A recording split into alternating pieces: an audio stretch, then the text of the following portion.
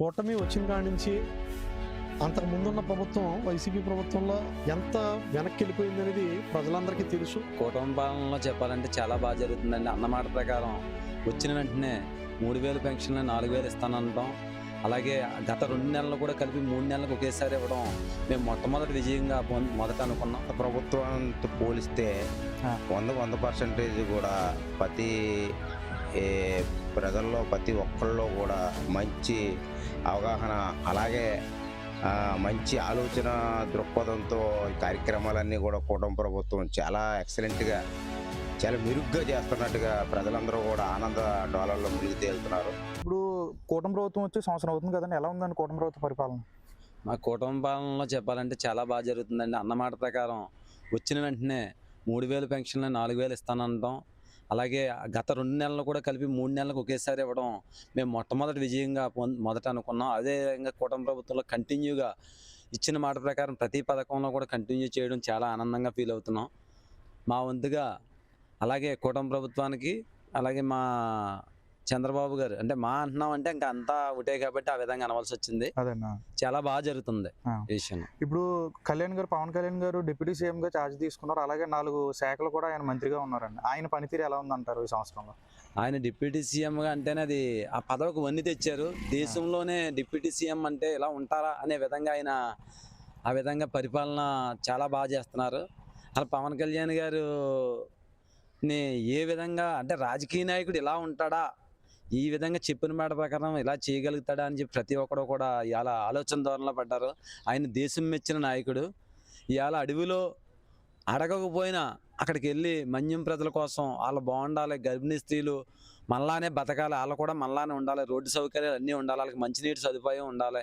అలాగే కాళ్ళకి చెప్పులు కూడా ఆయనే తెచ్చి ఆయనకి ఇచ్చారంటే ఆయన ఎంత ప్రజల గురించి ఏ విధంగా ఆలోచిస్తున్నారన్నదే ఇంకా మన మాటల్లో చెప్పలేం.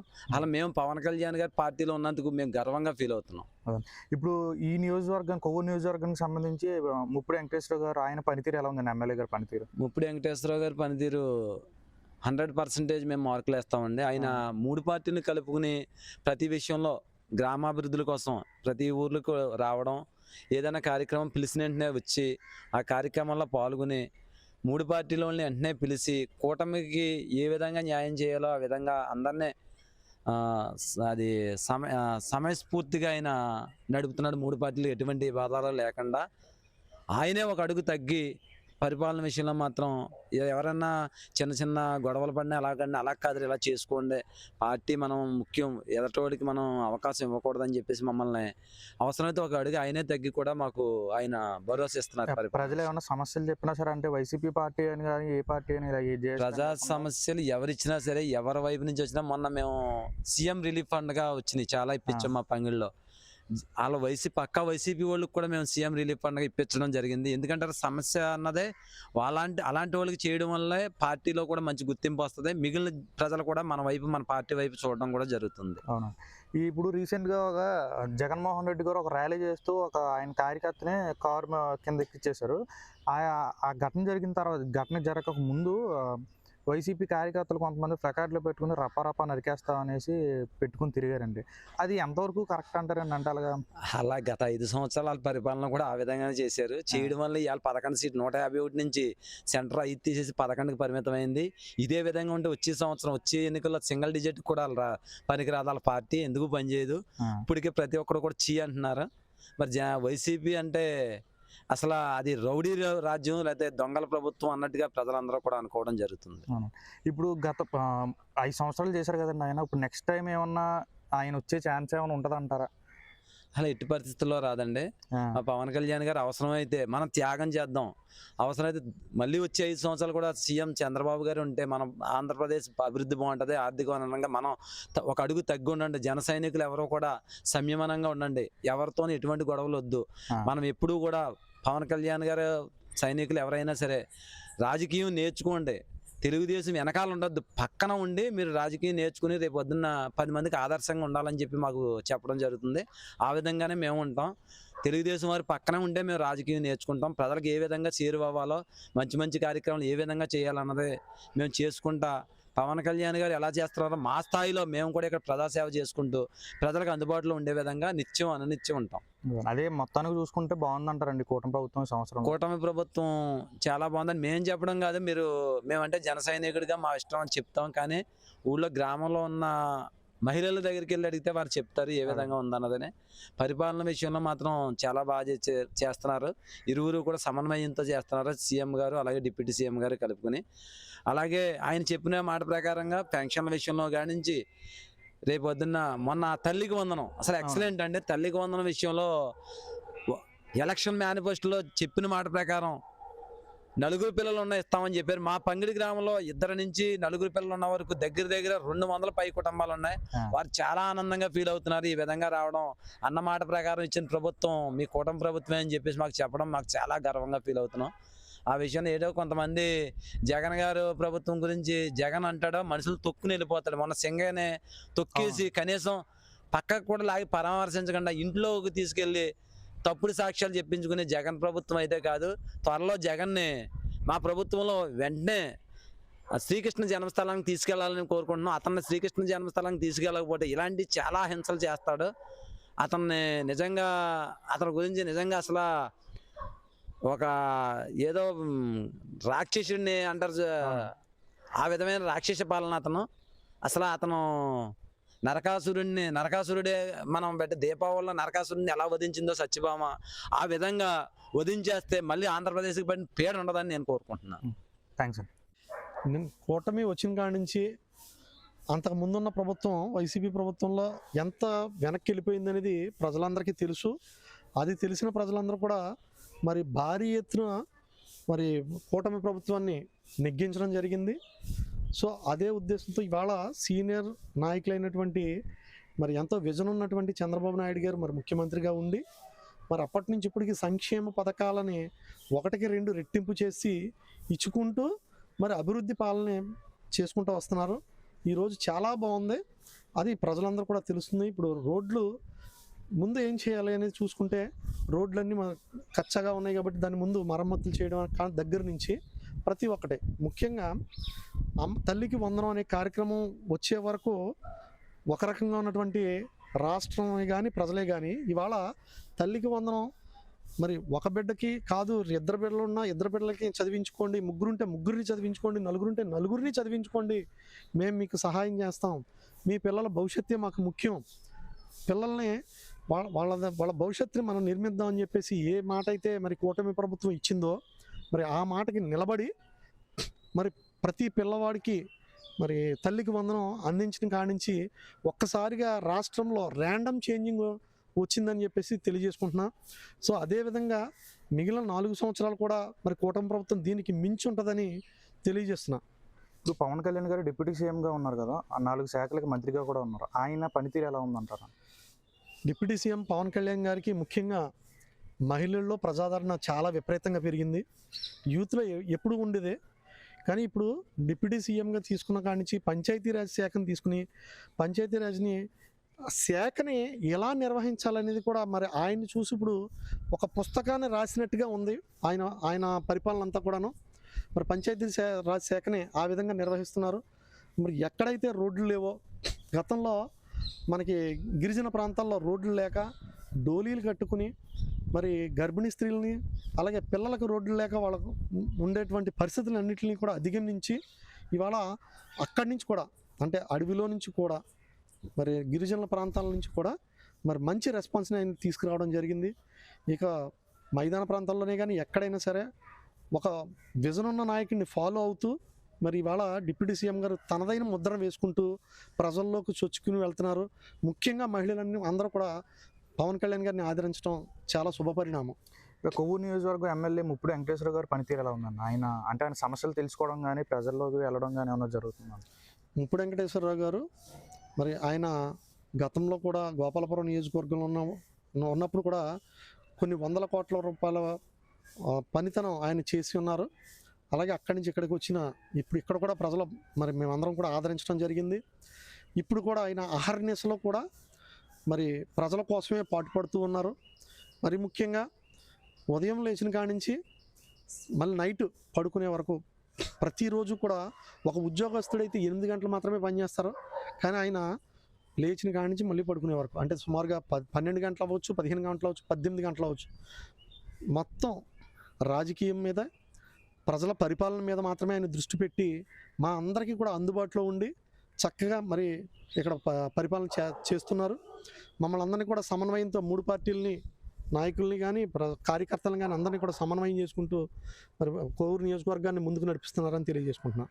జగన్మోహన్ రెడ్డి గారు ఈ టర్మ్ అయిన తర్వాత ఏమన్నా వచ్చే అవకాశం ఏమైనా ఉంటుంది అంటారా, అంటే కూటమి ప్రభుత్వ పాలన చూసిన తర్వాత?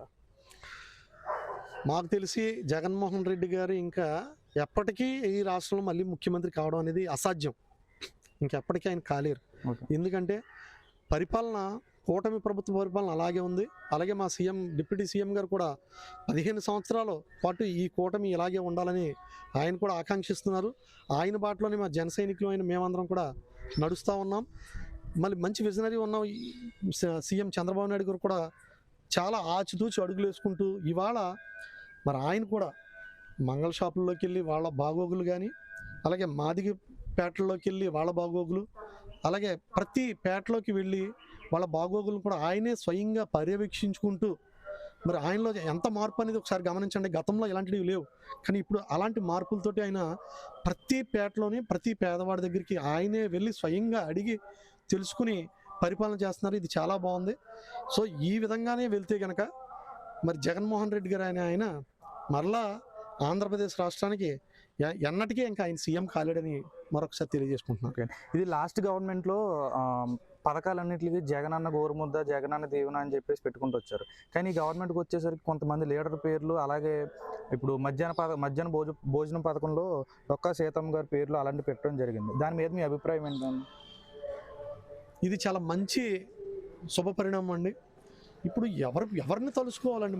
మన స్వతంత్రం ఇచ్చిన మన దేశ నాయకుల్ని మనం తలుసుకోవాలి. అంతేగాని నా బాబు పేరు మీ బాబు పేరు పెట్టుకుంటే ఎట్లా? అది అసలు కరెక్ట్ కాదండి. ఇప్పుడు జగనన్న గోరుముద్ద, జగనన్న ఇంకో ముద్ద, లేకపోతే వైఎస్ఆర్ ఇంకోటి, వైఎస్ఆర్తో ఇది కాదండి. మనం చేయాల్సింది మన డొక్కా సీతమ్మ ఎంతోమందికి అన్నదానం చేసింది. గోదావరి జిల్లాలో పుట్టాం, అలాంటి జిల్లాలో మనం పుట్టినందుకు గర్వపడాలి ముందు. అలాంటి వాళ్ళ పేర్లని తలుసుకుంటూ దేనికి ఏ పేరు పెడితే, ఏ పథకానికి ఏ పేరు పెడితే యాప్ట్ అవుతుందో కూడా చూసి మరి డొక్కా సీతమ్మ గారి పేరున అన్న కార్యక్రమం పెట్టారు.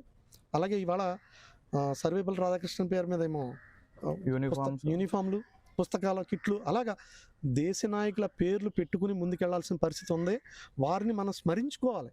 అంబేద్కర్ ఓవర్సీస్ విద్యా విధానం అది తీసేసి ఇంకోటి ఏదో పేరు పెట్టారు వైసీపీ వాళ్ళు. ఇది ఎంతవరకు కరెక్ట్ అండి? దళితుల్ని అవమానించడం కాదే ఇది.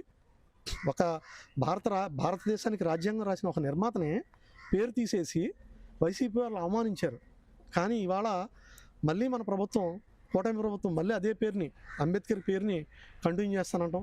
అలాగే దేశ నాయకుల పేర్లన్నీ కంటిన్యూ చేసుకుంటూ మరి ముందుకెళ్తుంది. సో ఇది చాలా శుభ పరిణామం. ఇవన్నీ కూడా మనం రాష్ట్ర ప్రజలందరూ కూడా గుర్తుంచుకోవాలని కోరుకుంటా ఉన్నాం. కూటమి ప్రభుత్వం వచ్చి సంవత్సరం అవుతుంది కదండి, ఎలా ఉందండి కూటమి ప్రభుత్వ పరిపాలన? కూటమి ప్రభుత్వం గత ప్రభుత్వంతో పోలిస్తే 100% కూడా ప్రతి ప్రజల్లో ప్రతి ఒక్కళ్ళలో కూడా మంచి అవగాహన, అలాగే మంచి ఆలోచన దృక్పథంతో ఈ కార్యక్రమాలన్నీ కూడా కూటమి ప్రభుత్వం చాలా ఎక్సలెంట్గా, చాలా మెరుగ్గా చేస్తున్నట్టుగా ప్రజలందరూ కూడా ఆనంద డోలల్లో మునిగి తేలుతున్నారు. ఎందుకంటే ఒక సంవత్సరంలోనే వాళ్ళ అన్న కార్యక్రమాలన్నీ కూడా ఇంత ఘనంగా చేశారంటే ఉన్న 5 సంవత్సరాల్లో కూడా ఇంకా ప్రతి ఇంట్లోనూ పెద్ద పండగ సంక్రాంతి రోజు ఎలా జరుపుకుంటారో అలాగా పండగ వాతావరణం ప్రతి రోజు కూడా ఇళ్లలో ఉంటుందని స్త్రీలతో సహా వృద్ధులతో సహా అందరూ కూడా చాలా ఆనంద డోలలో మునిగి తేలుతున్నారు. ఈ కూటమి ప్రభుత్వం కూడా కలకాలం ఇటువంటి ప్రభుత్వం కంటిన్యూగా ఉంటే కనుక మా జీవితాలు చాలా సుఖ సంతోషాలతో, మా జీవితాలతో పాటు మా పిల్లల జీవితాలు కూడా సుఖ సంతోషాలతో ముందుకు వెరజిల్లుతామని ఆనందం వ్యక్తం చేస్తున్నారండి. ఇప్పుడు పవన్ కళ్యాణ్ గారు డిప్యూటీ సీఎంగా మళ్ళీ దాంతోపాటు ఒక 4 శాఖలు కూడా తీసుకున్నారండి మంత్రిగా. ఆయన పనితీరు ఎలా ఉందంటారండి? అసలు ఆయన పనితీరు అంటే ఆయన రాజకీయ నాయకుడు అని మనం చెప్పకూడదండి. ఎందుకంటే ఆయన ఒక యోధుడు, ఆయన ఒక కారణ జన్ముడు అండి. అదే. ఎందుకంటే ఆయన సుఖాలు వదిలేసుకుని ప్రజల్లోకి వచ్చి కష్టాలు పడుతూ ఆయన చేతిలో డబ్బులు ఖర్చు పెట్టుకుంటూ ఈ రోజున రాజకీయ నాయకుడు ఏమన్నా చేస్తాడండి అలాగా? రాజకీయం కాదండి ఆయనది. ఆయన ప్రేమ, ప్రజల మీద ప్రేమ.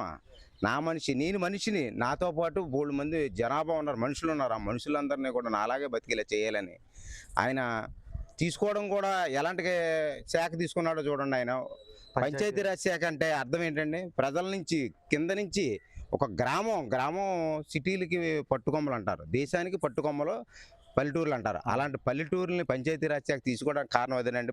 ప్రజలకు సేవ చేయాలన్న వ్యక్తి పంచాయతీరాజ్ శాఖ తీసుకున్నాడంటే దాంట్లోనే మనకు చాలా వరకు అర్థమవుతుంది. ఎందుకంటే ప్రజాస్వామ్యంలో ప్రజల దగ్గర నుంచే మనం మమేకమై ప్రజల్లో ఉండి ప్రజల కష్టాలు తెలుసుకోవాలంటేనే ఈ శాఖ, పంచాయతీరాజ్ శాఖ అవసరం. ఈ పంచాయతీరాజ్ శాఖ తీసుకున్న కాడి నుంచి కూడా ఆయన మాకు ఇన్స్ట్రక్షన్ ఇచ్చింది ఒకటే: పంచాయతీలో ఎక్కడైనా సరే నీళ్ళు ప్రాబ్లం ఉన్నా, డ్రైనేజీ ప్రాబ్లం ఉన్నా, రోడ్డు వ్యవస్థలు బాగోకపోయినా ఇవన్నిటిని ముందు ఆయన సాధి తీసుకున్న వెంటనే ప్రతి గ్రామానికి కూడా కొంత ఫండ్ రిలీజ్ చేసి ఇమీడియట్లీగా అన్నీ కూడా క్లియర్ చేయమని ప్రతి గ్రామానికి కూడా ఇన్స్ట్రక్షన్ ఇవ్వడం జరిగింది. అదేవిధంగా ఈ రోజున ప్రతి గ్రామంలో కూడా ప్రజలు చాలా ఆనందంగా, చాలా హ్యాపీగా, చూడలేని పురోగతిని చూస్తున్నారండి. ఆ రకమైన శాఖని పవన్ కళ్యాణ్ గారు తీసుకోవడం మా అందరికీ కూడా చాలా ఆనందంగా ఉంది. ఇది రాజకీయం చెప్పడం కన్నా ప్రజల మీద, ఒక తండ్రి మీద, ఒక తండ్రి కొడుకు మీద చూపించే ప్రేమ, ఒక తమ్ముడు అక్క మీద చూపించే ప్రేమ, ఒక తల్లి కొడుకు మీద, పిల్లల మీద చూపించే ప్రేమ, అలాగే ప్రజల మీద ఆయన ఉన్న ప్రేమనే ఈ రకంగా బయట పెట్టుకుంటున్నాడు ఆయన. ఎందుకంటే ఆ రకమైన ప్రేమతోటే ఆయన ప్రజలను గెలుచుకున్నాడు. ఈ రోజున ఆయన రాజకీయ నాయకుడు అంటలేదండి ఎవరో కూడా. ఇళ్లలో ప్రతి ఒక్కళ్ళ ఇంట్లో పవన్ అనగానే అమ్మ ముసలావుని పలకరించిన పవన్ కళ్యాణ్ నా మనవడమ్మా, తల్లిని పలకరిస్తే నా కొడుకమ్మా, అన్నను ప్రవర్తిస్తే నా తమ్ముడమ్మా, అలాగ అక్కను ప్రవర్తిస్తే మా అన్నయ్య అన్న.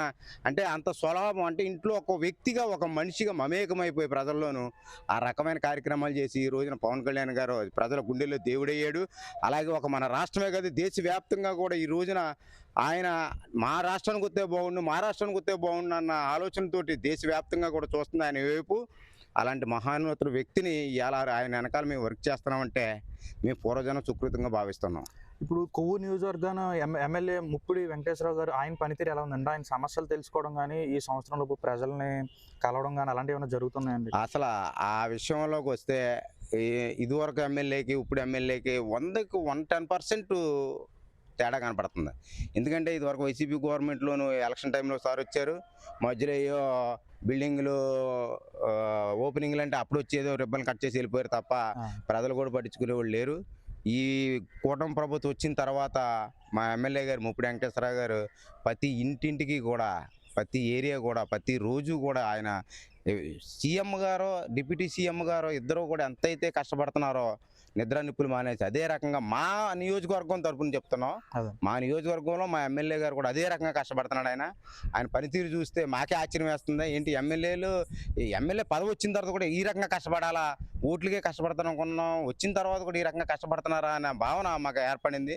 అది కూడా మేము కూడా మధ్య మధ్యలో ఎందుకు ఇలాగా ఇంత కష్టపడి చేస్తున్నాడు ఈయన, ప్రతిరోజు కూడా ఏదో కార్యక్రమంలో, ఏదో ఊర్లో, ఏదో గ్రామంలో, ఏదో ఇంట్లో ఆయన సమస్యలను తీసుకుని దాన్ని సాల్వ్ చేస్తా వెళ్తున్నాడు ఈయన అంటే మేము కూడా ఒకటే ఆలోచించాం. ఆ పైన ఉన్నదే సీఎం చంద్రబాబు నాయుడు గారు, కష్టపడి ఆర్థిక వ్యవస్థను నిలబెట్టగల వ్యక్తి.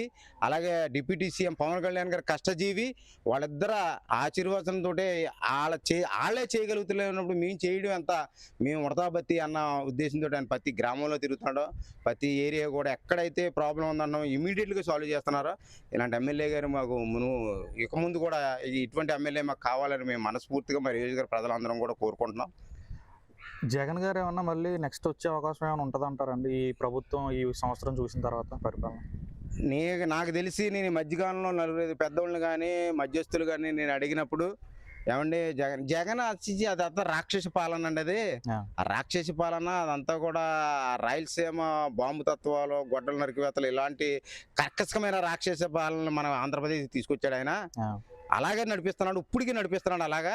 మన కూటమి ప్రభుత్వం రాగానే ముందు మేమేమనుకున్నామంటే ప్రజలందరం కూడా కూటమి ప్రభుత్వం రాగానే ముందు ఆయన రాక్షస పాలన చూసి ఆ రాక్షస పాలనలో ఆయన ఉన్న మీద కేసులకి లోనేస్తారు అనుకున్నాం. కానీ వీళ్ళు అటువంటి రాక్షసులు పక్కన పెట్టి ముందు ప్రజల శ్రేయస్సు కావాలి, మనకు ప్రజలకి మనం బాసటగా నిలవాలి. ప్రజలు చాలా ఆ రాక్షస పాలనలో చాలా ఇరుగును పడిపోయి మరుగున పడిపోయి పాపం చాలా ఇబ్బందికరమైన పరిస్థితుల్లో ఉన్నారు. మనం ఏమైనా సరే ముందు ప్రజలను ఒక గుప్తిగా తీసుకురావాలి, పైకి తీసుకురావాలి, వాళ్ళని ఒక తీరులో పెట్టాలి. ఈ విషయాలు ఈ రాజకీయపరమైన విషయాలు పక్కన పెడదాం. ఈ జగన్మోహన్ రెడ్డి అన్నవాడిని ప్రజలే చూసుకుంటారని చెప్పారు. అలాగే ప్రజలే చూశారు కూడా. 151 సీట్లు ఇచ్చిన ప్రజలు 11 సీట్లకు పరిమితం చేశారంటే దాన్ని బట్టి మేము చెప్పే పని లేదండి. ఎందుకంటే రాష్ట్ర వ్యాప్తంగా కూడా ప్రతి ఒక్క ఇంట్లో కూడా ప్రతి ఒక్క ఆడపడుచు కూడా ప్రతి ఒక్క తమ్ముడు కూడా ఆలోచించి రాక్షసుడు వస్తే మన బతుకులు ఉండవు, ఇంకా మన పిల్లల భవిష్యత్తు ఉండదు ఆలోచించే మన కూటమి ప్రభుత్వానికి ఓట్లేసి ఈ రోజున ఘన విజయం సాధించడానికి అవకాశం ఇచ్చారండి వాళ్ళు. ఈ ప్రజలు ఇచ్చిన ఈ బాసటను మేము వదులుకోము. ఇదే తీరుగా ప్రజలందరూ కూడా మమేకం అయ్యే వాళ్ళకు ఉన్న కష్టాలన్నీ కూడా మా కష్టాలుగా గుర్తించి ఆ రకంగా మేము పనులు చేసుకుంటూ వెళ్ళి ప్రజల్ని ఉన్నత స్థాయికి తీసుకెళ్తామని మా అందరం ఆకాంక్షిస్తున్నాం. థ్యాంక్స్.